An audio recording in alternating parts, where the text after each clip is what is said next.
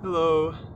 So yesterday I was playing a game of poker, Texas Hold'em, with some of my friends. And for those of you who don't know, back in high school, I was really into poker. So I'd play, most weekends we'd have a poker night, me and my friends. And it's been several years, but playing poker last night, I kind of was thinking about math and the way that maybe some of the lessons of poker could be applied to studying math. And what I came up with is that one of the biggest weaknesses of beginning poker players is something called tilt. So essentially, if you lose a hand, let's say you got unlucky or you made a bad call or a bad fold, or maybe you made the right decision but you just got unlucky, then people tend to get angry.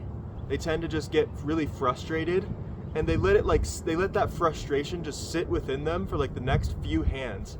And they'll play more aggressively or more loosely, and they'll lose money the next few hands because they're going to play not how they normally would. They're going to play with some, that's why it's called tilt. They play with some they're kind of off of balance because they're so mentally upset from what happened, a few hands ago.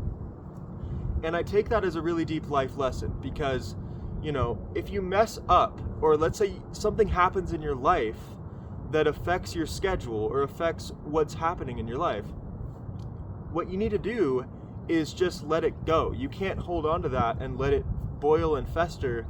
And if let's say you've had 3 months of laziness, or 3 months where you just haven't gotten much work done and you feel unproductive, or maybe something really bad has happened to you, at the end of the day, you need to focus on the present moment and just starting from today, not worrying about the past, right? Not worrying about your schedule for the past 3 weeks, but really focus on what can I achieve today in this moment. And each day I'm going to approach it with the same kind of level of objective analysis, right? I'm going to treat each day like it's a completely new hand in a game of poker. Obviously, life is more complicated than poker, but treat each day, and each day is a new opportunity to study and achieve your scheduled goals, right?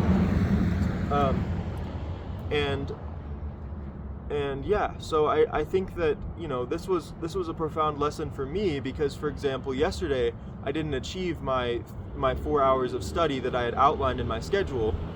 But that's okay, because you know what, today's a new day and I'm just going to keep attacking the schedule. Like if I fail to complete the schedule one day, that's okay, it doesn't matter. I'm just going to continue to kind of stay locked in and stick to the schedule, right?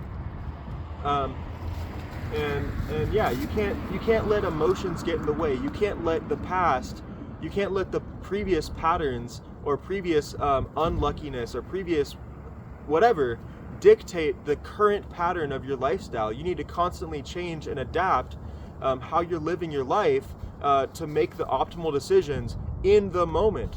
You cannot make decisions based on your emotional based on the fact that you're upset about the past. And this is the same thing for exercise, right? Like last semester, I just want to share one more example. Last semester, I didn't exercise as much. Normally I hit the gym, and I was hitting the gym 4 to 5 days a week. And but last semester I was so overwhelmed with classes. I was taking these graduate courses in physics and algebraic geometry.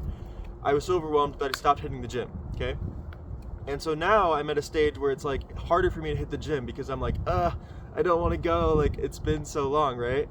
But I think that this insight of just like, okay, you can go to the gym, just wake up and go to the gym just today. Don't worry about going 5 days a week. Don't worry about getting into this routine. That'll all happen in due time. Just get it done right now, today, right? And so it's a present moment focus. There's focus on the present moment. There's some focus on the future though. This is what I'm going to talk about in the next video about chess, is that you can't just focus on the present moment. You need to use the past and the future to kind of guide you, right?